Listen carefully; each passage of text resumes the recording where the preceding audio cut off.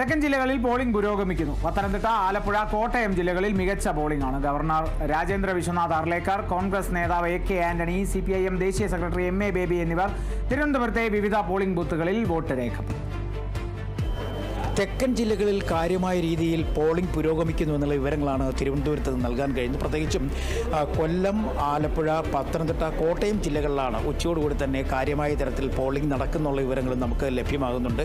എന്തായാലും പ്രതീക്ഷിച്ച തരത്തിൽ പോളിംഗ് എല്ലാ സ്ഥലങ്ങളിലും നടക്കുന്നു എന്നുള്ളതാണ് ഏറ്റവും ശ്രദ്ധേയമായി എടുത്തു പറയേണ്ട പ്രധാനപ്പെട്ട കാര്യം. കാരണം LDFും UDFും ഒരുപോലെ തന്നെ വിജയം പ്രതീക്ഷിക്കുന്ന ജില്ലകളാണ് തിരുവനന്തപുരവും, കൊല്ലവും, പത്തനംതിട്ടയും, ആലപ്പുഴയും, കോട്ടയവും, ഇടുക്കിയും എല്ലാം തന്നെ. കഴിഞ്ഞ പ്രാവശ്യത്തിൽ നിന്ന് വ്യത്യസ്തമായി കൂടുതൽ ജില്ലാ പഞ്ചായത്തുകളും ഒപ്പം മുനിസിപ്പാലിറ്റികളും പിടിച്ചെടുക്കുക എന്നുള്ള ലക്ഷ്യത്തോടു കൂടി തന്നെയാണ് UDF ഇത്തവണ മത്സരരംഗത്തേക്ക് എത്തിയിരിക്കുന്നത്. നേരത്തെ നിന്നും വ്യത്യസ്തമായി വളരെ നേരത്തെ തന്നെ സ്ഥാനാർത്ഥികളെ പ്രഖ്യാപിച്ച് തിരുവനന്തപുരത്ത് UDFിന് വേണ്ടി കോൺഗ്രസ് മാതൃക കാട്ടുകയും ചെയ്തു. പക്ഷേ തെരഞ്ഞെടുപ്പ് രംഗത്തും അവർ അത്തരത്തിൽ വലിയ തരത്തിൽ സജീവമായ രീതിയിൽ തന്നെ പ്രചരണ പരിപാടികൾ സംഘടിപ്പിക്കുകയും ചെയ്തിരിക്കുന്നു. ആ ഫലം ഇപ്പോൾ ബൂത്തുകളിൽ കാണാൻ കഴിയുന്നു. കാരണം വലിയ തിരക്ക് അനുഭവപ്പെടുന്നു എന്നുള്ളതാണ്. തിരുവനന്തപുരം കോർപ്പറേഷൻ സംബന്ധിച്ചിടത്തോളം എല്ലാവരുടെയും പ്രസ്റ്റീജ് മത്സരം, അഭിമാന പോരാട്ടമാണ്. കഴിഞ്ഞ 40 വർഷമായി LDF ആണ് തിരുവനന്തപുരം കോർപ്പറേഷൻ ഭരിക്കുന്നത്. LDFിൻ്റെ പക്കൽ നിന്നും പിടിച്ചെടുക്കുന്നതിന് വേണ്ടി UDFും ഒപ്പം തന്നെ BJPയും വലിയ തരത്തിലുള്ള പ്രചാരണ പരിപാടികളാണ് സംഘടിപ്പിച്ചത്. മാത്രവുമല്ല എല്ലാവരും ഒരുപോലെ തന്നെ വിജയപ്രതീക്ഷ തിരുവനന്തപുരം കോർപ്പറേഷൻ്റെ കാര്യത്തിൽ വച്ചു പുലർത്തുകയും ചെയ്യുന്നുണ്ട്.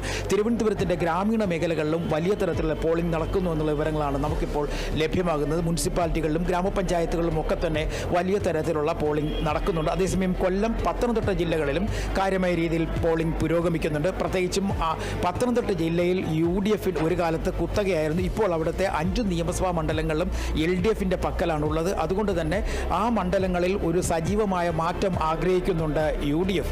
അതുകൊണ്ട് പരമാവധി ഗ്രാമപഞ്ചായത്തുകൾ പിടിച്ചെടുക്കുക എന്ന ലക്ഷ്യമാണ് പത്തനംതിട്ടയിലുള്ളത്.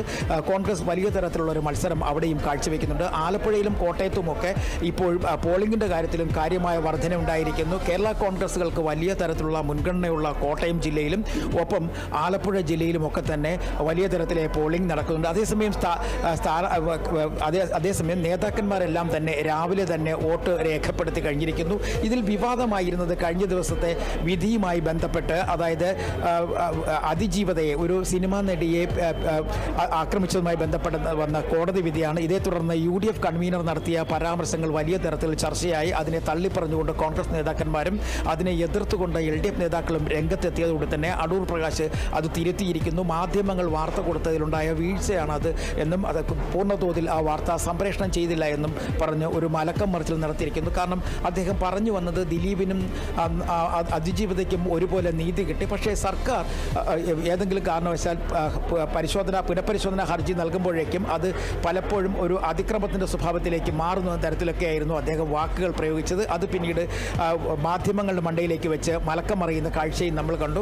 എ കെ ആന്റണി പറഞ്ഞത് ഇതൊരു തുടക്കമാണ്, UDFിൻ്റെ തേരോട്ടത്തിന് തൊട്ട് മുന്നോടിയായുള്ളൊരു തുടക്കം.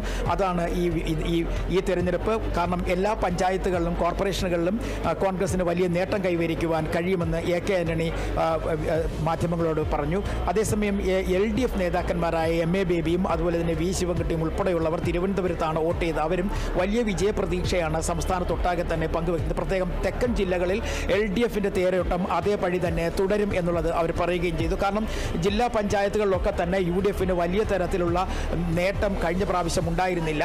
ആ ഒരു നേട്ടം ഇപ്രാവശ്യം കൈവരിക്കാൻ കഴിയില്ല എന്ന് തന്നെയാണ് LDFും UDFും ഒക്കെ പറയുന്നത്. എന്തായാലും തെരഞ്ഞെടുപ്പ് കാര്യമായി പുരോഗമിക്കുന്നു. ഇതുവരെയും അനിഷ്ട സംഭവങ്ങൾ ഒന്നും തന്നെ റിപ്പോർട്ട് ചെയ്തിട്ടില്ല. ചാക്കയിൽ നിന്നും ഷാൻ ജെയ്സിനൊപ്പം D Binoy, Kerala Vision news.